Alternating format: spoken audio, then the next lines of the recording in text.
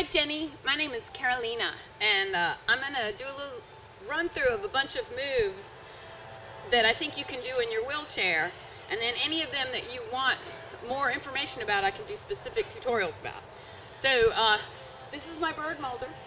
He will be my assistant today. Hey Mulder. Alright, you mentioned that they need to be things that you can move your neck and move your upper body somewhat but not lean forward. Don't start.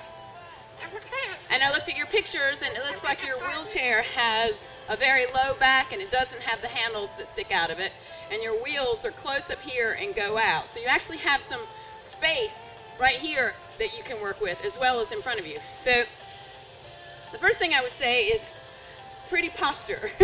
You know, knees together, and you can either have them straight on or they're very pretty to either side. See, Mulder approves of the sides. Crossing your legs is also pretty. So whatever's the most comfortable for you, the most important thing is that you have your balance and that you feel safe and comfortable doing the things that you're doing. So build your foundation and then figure out how to make it look pretty from there. So different types of moves that you can do while seated. You can do any kind of pose. So right now my hoop is just behind me and I'm doing a coin roll. You can do moves where you dance with the hoop, where the hoop is stationary and you're just moving it. So these are in lines and this is circles. You can take the hoop down.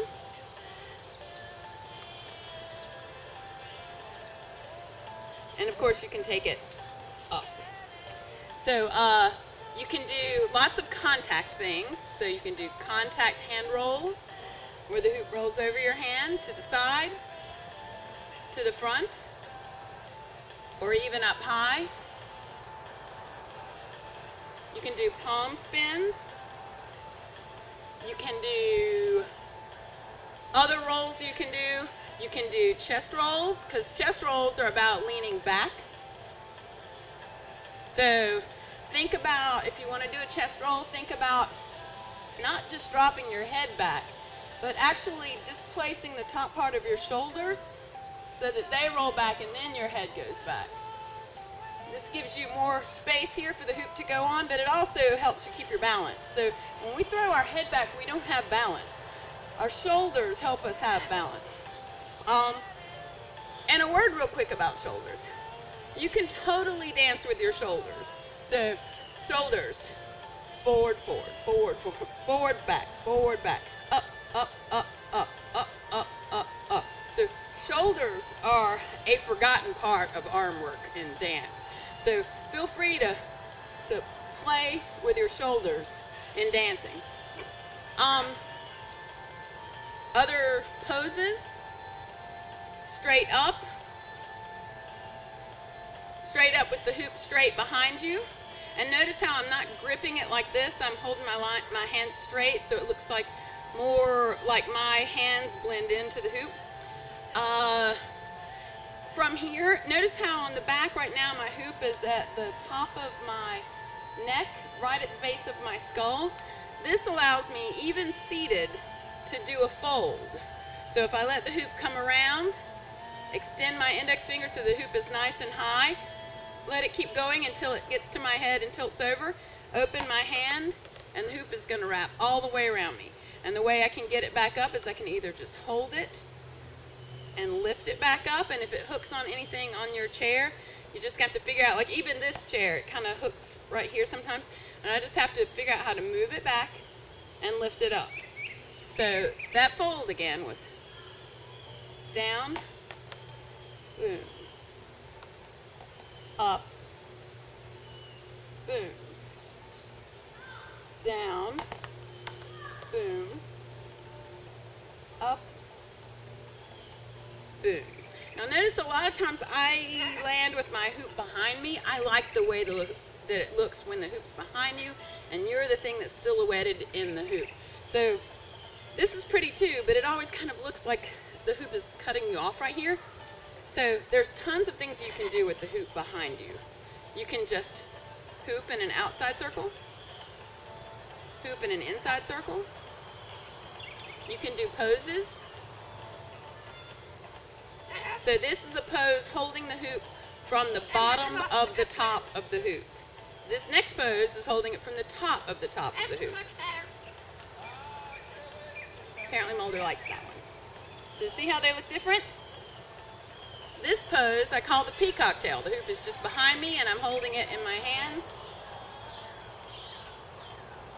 Like this. Woo, woo, woo.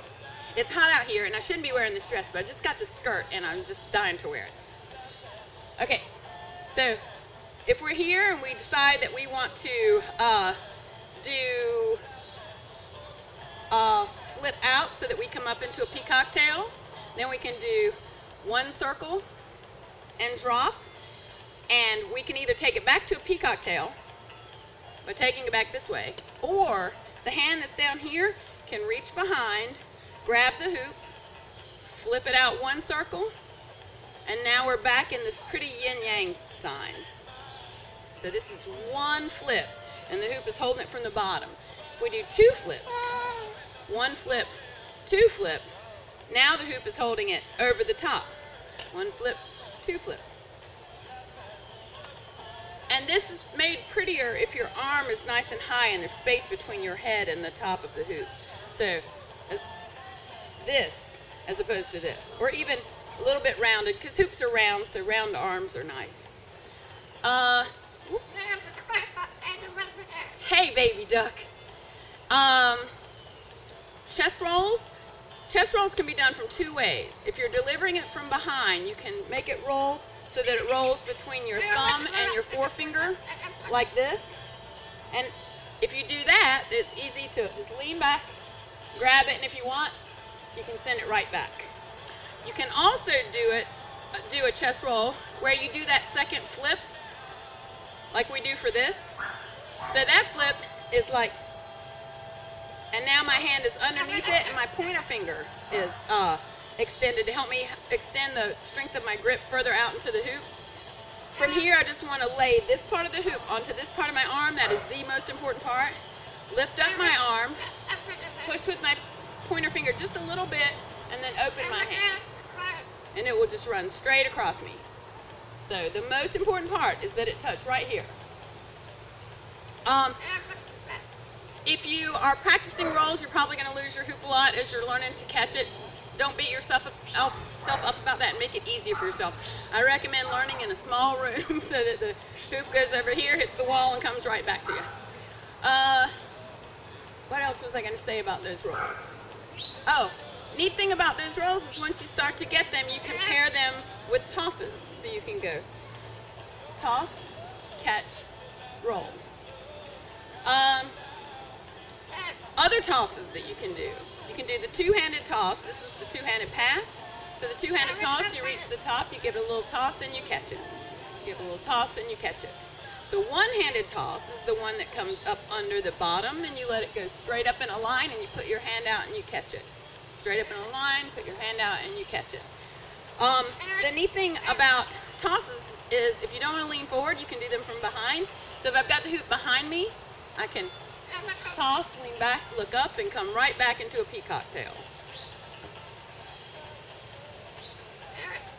Hey, bird.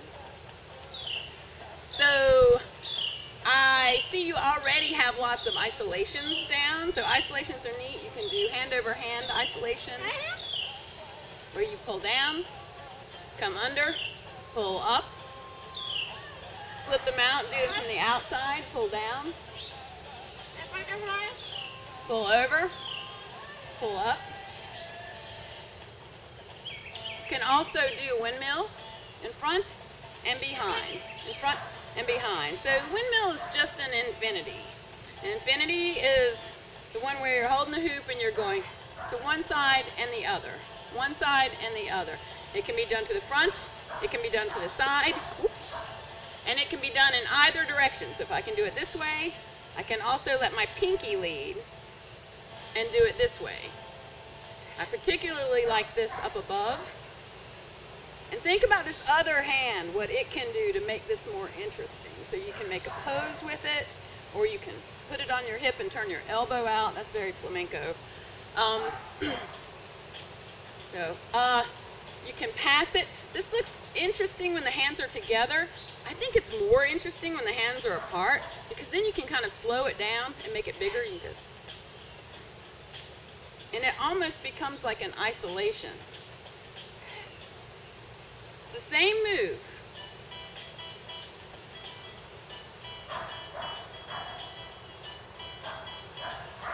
Other isolations you can do are isolations from outside of the hoop. So one hand is gripping and the other hand is just sliding. I can slide it up and slide it back down. Slide it up and slide it back down. So if you think of this like a snowman, and this is the bottom ball of the snowman, we reach his belt buckle and then we go up to his neck. We've got the second ball of our snowman. Belt buckle, neck, belt buckle, neck. I'm just taking turns on which one's driving. This one's now gripping and this one's driving. This one's now gripping and this one's driving. Next time I reach the top, we can go from his neck to his head by turning this hoop up and changing our grip. So we can put all three of these together by making his head, his neck, his belt, and now he's touching the ground. His belt, his neck, his head, and he's touching the air. If we want to change this up a little bit, we can make it catty-cornered by going over here, let one hand slide, I'm going to let my bottom slide, all the way catty-cornered, switch hands, all the way back up. We can even do this so that it becomes a figure 8. So we come over here, slide down, slide across the bottom, slide up, slide across the top, slide down, slide across the bottom, and slide up. So a group of contact moves that you might like, in addition to the hand roll, which can be done in either direction. And it can also be done at any height. So if you want to, you can do it up here. You can do it over here at the side. In addition to that, you can also do elbow rolls, where you come up under the elbow. As long as your elbow stays straight, it's going to roll your elbow and back into it. You can choose to just send it right back and catch it again. Again, small rooms, you don't have to chase it so far if you miss. Very helpful. You can, so that is from elbow to, I got something on my arm, gross. So that is from elbow to fingertips. And this is from fingertips to elbow. Oops, theoretically. Elbow to fingertips. Fingertips to elbow. So both of those are pretty. In fact, I like to, as soon as I release fingertips to elbow, take the other hand and go boom. So this hand just came through, up, and made a pose. I have some tutorials that expand upon this kind of stuff that I can share with you. So that's elbow rolls, hand rolls. Oh, another hand roll. If you can do this hand roll from fingertip, pointer finger to pinky, and then pinky to pointer finger. Well, if you can do it from pinky to pointer finger, you can do pinky to pointer finger to pinky. So it runs across both hands. Another move that I consider a contact move is the palm spin. So palm spin just means you take your hoop up. Notice my hand's gripping the hoop right now. I'm going to push the hoop up like it's a tack, and up here is the pointy part, and I'm sticking it into a ceiling, and then I'm pulling the hoop away from me and making my hand flat, and then grabbing it again. So if I'm here and I want to bring it back down, I'm just going to bring it down, across, up, push, open my hand. Up, push, open my hand.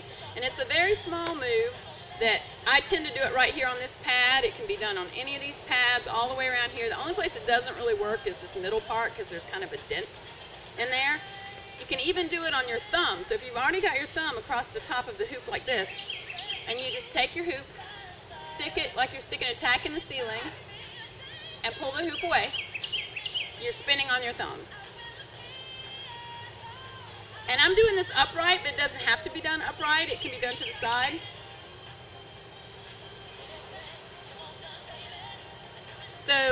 those are palm spins.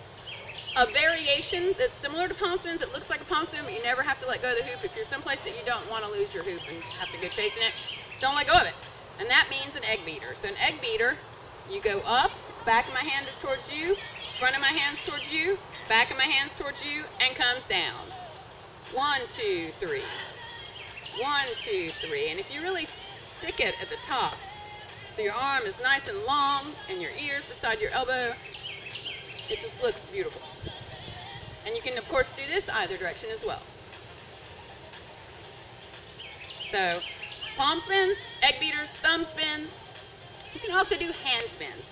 So hand spins are when your hoop's out the side, and you flip it and let it go over the back of the hand and back into your hand. And you can do this either direction. I tend to work better where it's coming up under the pinky. It goes over the back of the hand and back into my hand, but you can do it the other direction as well. So this can be done to the front, to the side. Let's see. Linear isolations. I know you know these. I've seen these in your videos. These can also be done to the front. This is the isopop. Ooh, ooh, ooh. Hey, happy bird.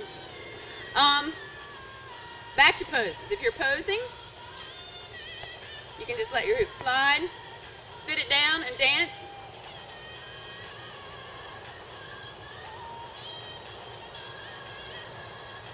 You can have it hanging behind you, shoulder dance. You can have it behind you and squeeze it up into an isolation. That wasn't a very good version of that. Here, let's try it like this. Hands from the outside instead of from the inside.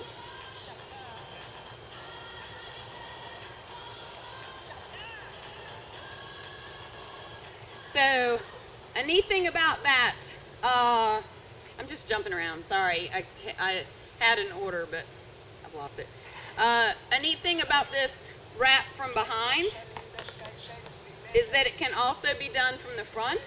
So, if your hoop is out here and you bring it around so that your head fits between, in this little triangle between this and your hoop, and it comes around again and you let it go, it's going to wrap on the other side. And this hand is already up here going, ta-da! You can also just bring your hoop down into a vertical isolation and up on the other side.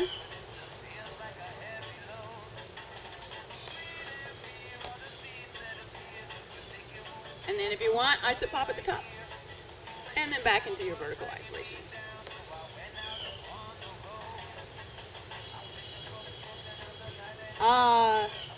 You can roll across and across, across and across. You can do the door.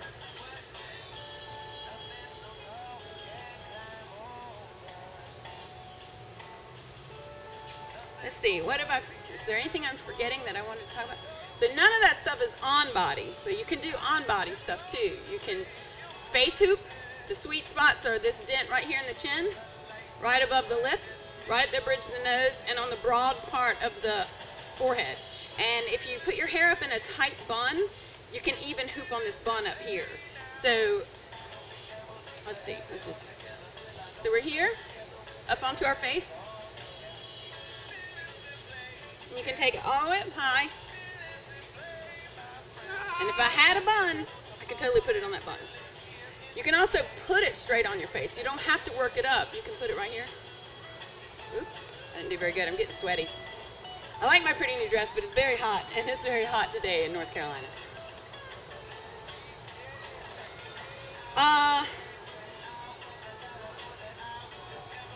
I know that I've seen you shoulder hoop, so you know that you can drop in and out shoulder hooping. If you're doing that, you want to make it look prettier, do something pretty with your fingers. Like, I call this the rooster. It's just the thumb and the pointer finger together, the other 3 fingers high.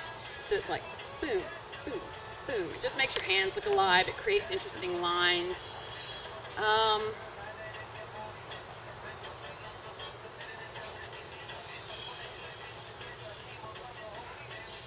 trying to think if there's anything that I haven't talked about yet that I think could work. Oh, moving your wheelchair. I think if you put the hoop on your chest like this, so that it's out behind you, and you were able to figure out how to work your wheels so that you turned, so that one was going one way and one was going the other, that you could spin like this. You'd have to, it would require some strength and some figuring it out, but you're an innovative girl. I've already seen that. I think you can figure it out. So I'm not sure exactly how. Maybe if the chest doesn't work because you need your arms free, hold it in your teeth. And as you turn, it will go out. I call this the honey badger when you hold your hoop in your teeth. I like to be hooping on my face sometimes and just grab it and disembowel it. Ah! Be careful with that, then, because of your teeth.